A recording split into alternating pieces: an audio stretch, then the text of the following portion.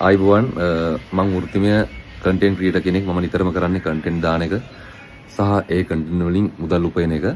ඒතකොට දැන් මේ අවස්ථාවේ මේ කරපු වැඩේ මම මුලින්ම මේක තනියම කරන්න පටන් ගත්ත වෙලාවේ මට සපෝට් කරපු කොල්ලෝ කිල්ලෝ ඔක්කොටම මම හදවතින් ආදරය කරනවා. ඒ වගේම මේ උත්සාහය මම කරේ මේ මට රීච් එකක් ගන්නවත් මේ මට හොඳ නම ගන්නවත් මට මාකටිං එකක් කරගන්නවත් මට මුදල් හම්බ කරන්නවත් නෙමෙයි.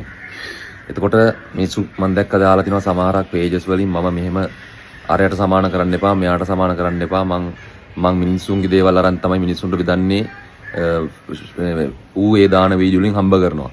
මට Facebook එකේ මොනිටයිසේෂන් වත් නැහැ. මේ තියෙන මගේ Facebook page එකේ රිපෝට්ස් වලින් මට මොනිටයිසේෂන් වත් නැහැ. මට 7-5ක්වත් එන්නෙත් නැහැ Facebook වලින්.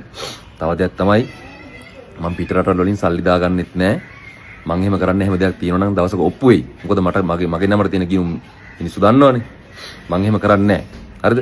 මට දන්න අඳුරන මගේ රට ඉන්න අක්කා කෙනෙකුයි අයියා කෙනෙකුයි සල්ලි දැම්මා. ඒ සල්ලි වලට අවශ්‍ය දේවල් බඩු ටික අරගෙන මම දාලා තිනවා. ඒකත් මහා ලොකු මුදලක් නෙමෙයි ලක්ෂයකමාරක් විතරයි. ලක්ෂයකමාරට මම අවශ්‍ය කරන බඩු ටික අරන් දීලා එයාලට බිල් පත් ටිකම රිසිට් ටික යවලා තියෙනවා. තව දෙයක් තියෙනවා නම් මගේ නමට හෝ මගේ වයිෆ් ගේ නමට account වලට මුදල් වැටලා තියෙනවා නම් ඒව රජේ දවසක ඔප්පු කරાવી. මට අනුන්ගේ මුදල් 7-5ක්වත් එපා. මේ මම දැක්කා මූ කාර් අරන් තියෙන්නේ. ඉතින් මම කාර් එක ගත්ත ගම්වතුරට කලින් මේ එතකොට ඇත්තටම මම ආදරණීය ඔයාලගෙන් ඉල්ලනවා මගේ ගැන මට හොඳ කියලා මේ වෙලාවේ Facebook pages කරන අය හොඳ කියලා post දානවා එහෙම කරනවා. දැන් ගොඩක් අය කියනවා මම මාකටිං කරගන්නලු. මම කවදාවත් page වලට සල්ලි දීලා මට මගේ post එකක් දාන්න කියලා මම මාකටිං කරගන්නේ නැහැ. මම නෙමෙයි මම කවදාවත් මට මාකටිං එක කරගන්නේ නැහැ.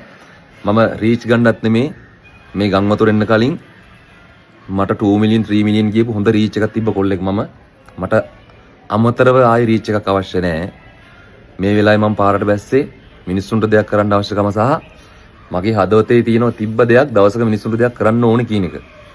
අන්න ඒ නිසා එහෙම කරා මිසක් මුදල් රීච් එක පබ්ලිසිටි එක එහෙම දෙයකට මේ දේ කරා නෙමෙයි. ඉතින් දැන් මම දැන් අසනීප තත්ත්වෙන් ඉන්නේ පොඩ්ඩක්. මම දැන් මේ වෙනකොට තරුණ සේවා සභාව ඉස්සරහා කටයුතු ටික සිද්ධ වෙනවා. දැන් එතන ඔක්කොම ප්ලෑන් වෙනවා. මම පොඩ්ඩක් ගෙදරට වෙලා පොඩ්ඩක් ඉන්නවා දැන් දවසක් දෙකක්. මොකද මට පොඩ්ඩක් අසනීපයි. මේ දැන් කමන්න රට වටේම මේ තත්ත්වේ කොල්ල කෙල්ල වහලා මේ වැඩේ කරයි යනවා. සහ තරුණ සේවා සභාවේ කට්ටියත් එකතු වෙලා මේ වැඩේ කරගෙන යනවා. රාජ්‍ය අනුග්‍රහයෙන් මම සිස්ටම් එකක් හැදුවේ මිනිස්සුන්ගේ රුපියලක්වත් අපතේ නොයන්න සිස්ටම් එක මෙන්න මේකයි. අපි බඩු එකතු කරගෙන ආවා. එකතු කරගෙන ආපු බඩු අපි දුන්නා තරුණ සේවා සභාවට. තරුණ සේවා සභාව මගින් ඒ ගේන සබ්බංකයටේ දත්බුරුසු දේවල් පවා ලියලා එයා පෝස්ට් එකට බාර දෙනවා. එයා පෝස්ට් එක මගින් ගිහිල්ලා මේක ආපදා කළමනාකරන දෙපාර්තමේන්තුව තමයි මං හිතන්නේ. එයාලා මගින් තමයි මේක ලැබෙන්නේ. ඒක තමයි මං හදපු සිස්ටම් එක.